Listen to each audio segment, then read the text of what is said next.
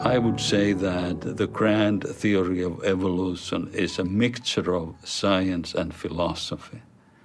And the philosophy is more dominant nowadays than the science. Science is used to back up the philosophy and naturalism. What I find is that most people, most evolutionists, have never critically examined their own position. It's such a sacred cow, even in their own minds, it's unthinkable to start examining the weaknesses. It's an amazing stronghold.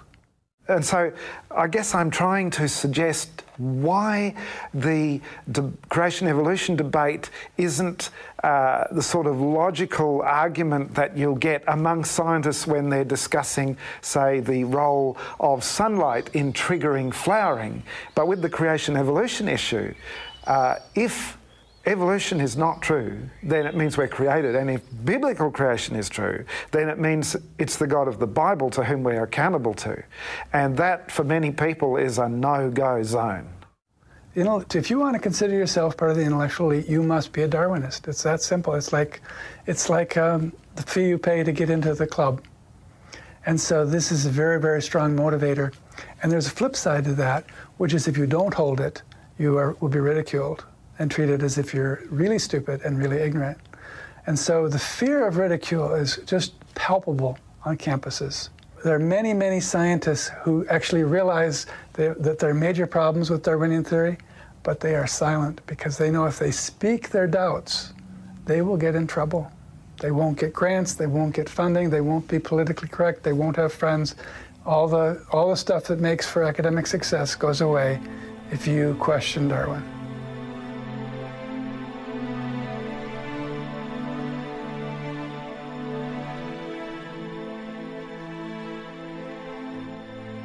So, if evolution is true, many honest evolutionists acknowledge there is no rational basis for morality.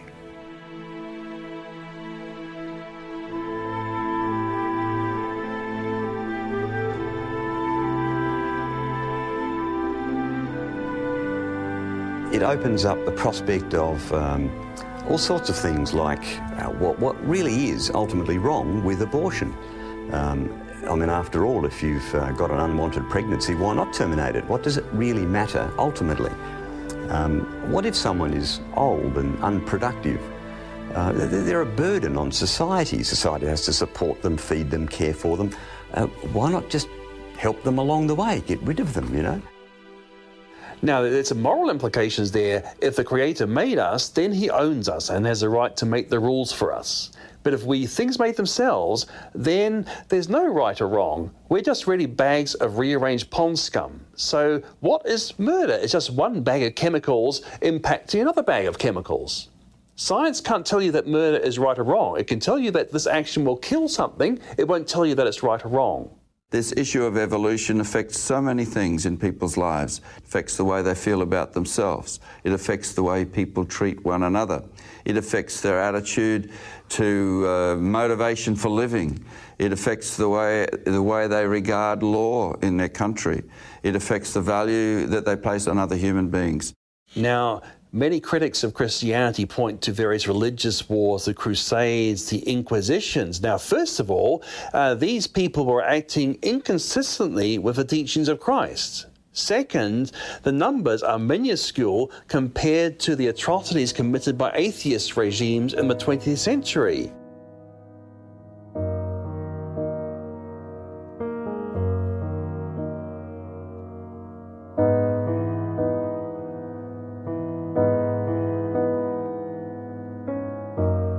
Now, evolution has been used as a basis for society, and that society was the society of Nazi Germany. Now, Hitler was definitely trying to put Darwin's ideas into practice, like the idea of survival of the fittest, which means death of the unfit. Hitler believed that some races were more highly evolved than others, but the Jewish race was subhuman, he believed. And so if we take the ideas of evolution, we attempt to apply them to ourselves, the result is not pretty. It's hideous. It's evil. Now, I'm actually Jewish ethnically, and of course, my people were almost wiped out in Europe. 6 million of us were butchered by this evolutionary philosophy. And handicapped people were thought of as being less than human. Hitler's own propaganda films said, "We have sinned grievously against the law of natural selection by allowing the handicapped people to live." Menschen haben gegen dieses Gesetz der natürlichen Auslese in den letzten Jahrzehnten furchtbar gesündigt. Wir haben unwertes Leben nicht nur erhalten, wir haben ihm auch Vermehrung gewährt. Die Nachkommen dieser Kranken sahen so aus, in denen Tausende lallende Schwachsinnige künstlich ernährt und gepflegt werden müssen, die tiefer stehen als jedes Tier. So Hitler replaced the Judeo-Christian ethic of sanctity of innocent life made in God's image with an evolutionary ethic that whatever's good for the evolution of the master race is good for society.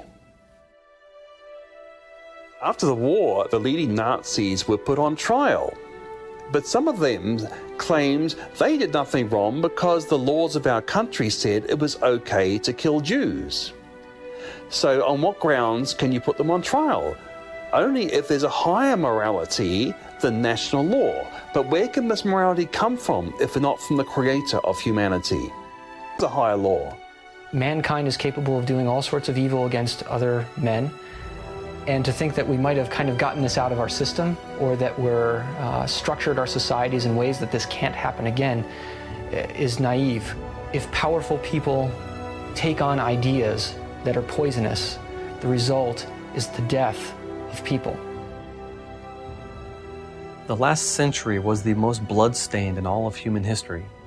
And this was not due to religious wars, some people like to point to. It was at the hand of genocidal, mass-murdering governments led by men like Hitler and Stalin and Chairman Mao and Pol Pot.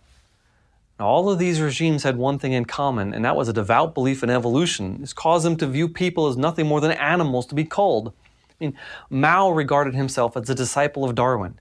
Hitler even wrote that struggle is the father of all things. He who does not want to fight in this world where eternal struggle is the law of life has no right to exist.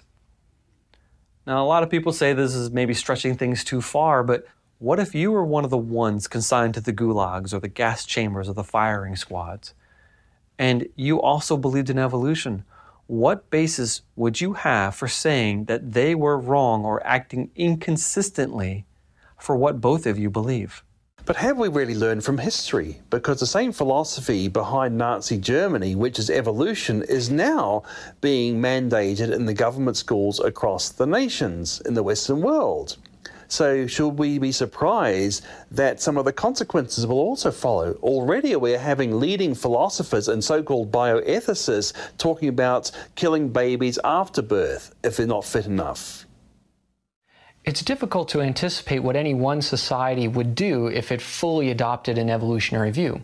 Because if you try and derive morality from the animal kingdom, for example, there are all sorts of moralities that you might choose. Because when we look to the natural world to define a morality statement, what we find is that all sorts of different animals make their way in the world by doing all sorts of different things.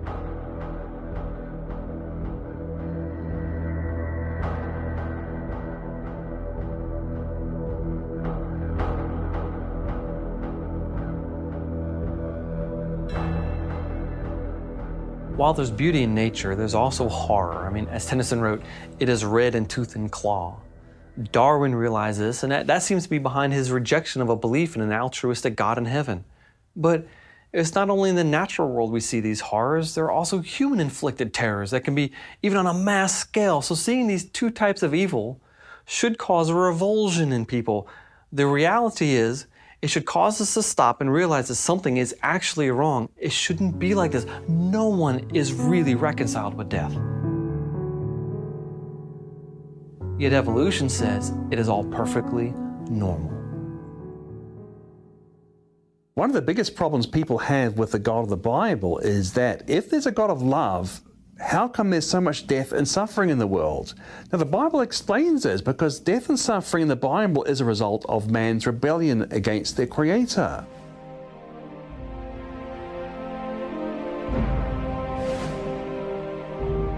But evolution says that death and suffering are a natural part of what produced man in the first place. So evolution provides no comfort for those who are suffering, because suffering, is part of life. It's part of a struggle for existence. There's another reason why an evolutionist will hold on to their belief system, even when all the fatal flaws are revealed. And that is because if evolution isn't true, it strongly points them in a different direction.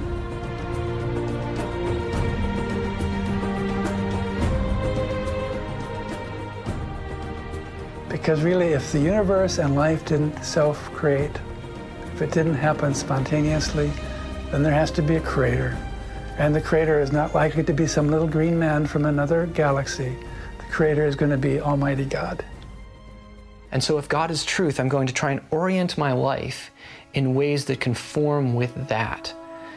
Whether that's the way I treat my wife and my children as a father and as a husband, whether that's the way I treat my old age and evolutionary colleagues with the utmost of respect, because I believe that they are people that are made in the image of God.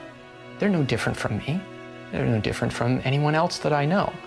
And when we start off with that idea that God made all people and that He cares for all people, if we let that sit in our hearts for a little while, it really affects the way that we treat everyone we come in contact with. Salvation doesn't result from intellectual activity. It doesn't come about through figuring out God or theology. It is a spiritual transaction.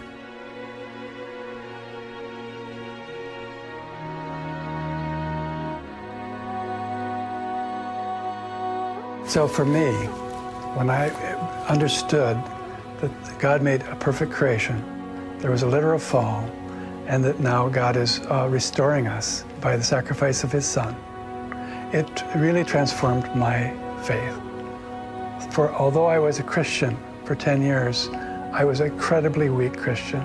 And so every aspect of my faith was transformed by more fully submitting to God and believing His Word.